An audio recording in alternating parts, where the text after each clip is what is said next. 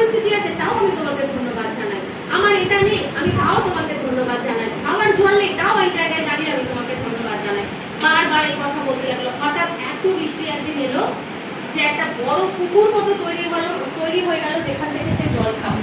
আর যেহেতু বৃষ্টি হয়েছিল একটা মানে ভালো গাছ ওই জমি থেকে উৎপন্ন হতে লাগলো যেখানে খরা চলছিল। যেহেতু বৃষ্টি এসেছিল একটা খাওয়ার জলের একটা ছোট্ট পুকুর টাইপেরও হয়ে গেছিল ওই জলে, এবং নতুন নতুন গাছ উৎপত্তি হয়েছিল ওই জায়গা থেকে। গাছ বৃদ্ধি পেতে লাগলো, পাখি তার খাবার পেতে লাগলো, খাওয়ার জল পেতে লাগলো।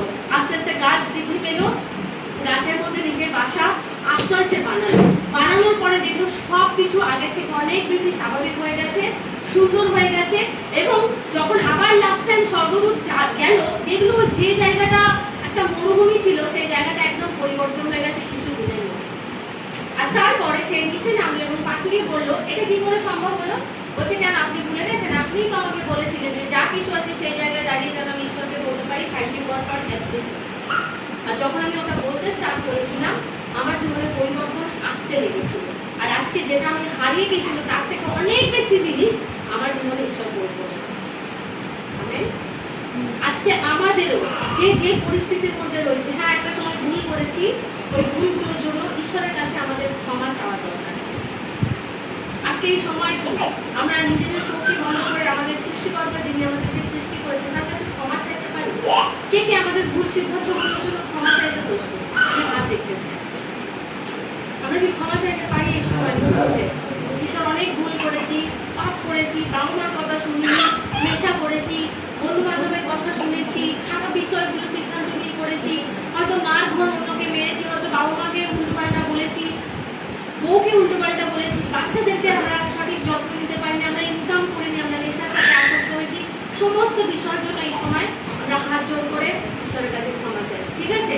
তো আমার পরে পরে আপনারা বলতে পারেন প্রভু যিশু এই সময় তোমার কাছে ক্ষমা চাই, যা কিছু ভুল সিদ্ধান্ত আমি নিয়েছিলাম, আমি পাপ করেছি, আমি বাবা মার কথা শুনিনি, আমি আমার বাচ্চাদের পরিবারের লোকেদের কথা চিন্তা করিনি, আমি খারাপ বিষয়গুলোকে আশ্রয় নিয়েছিলাম এবং ভালো বিষয়গুলোকে দূরে ঠেলে দিয়েছিলাম। ঈশ্বর তুমি যে জীবন দিয়েছো ওই জীবনকেও আমি ভালো রাখতে পারিনি। সঠিক যে দেহ আমার সৃষ্টি করেছিলে আমি সেই সমস্ত কিছুকে নেশা করে নষ্ট করে দিয়েছি।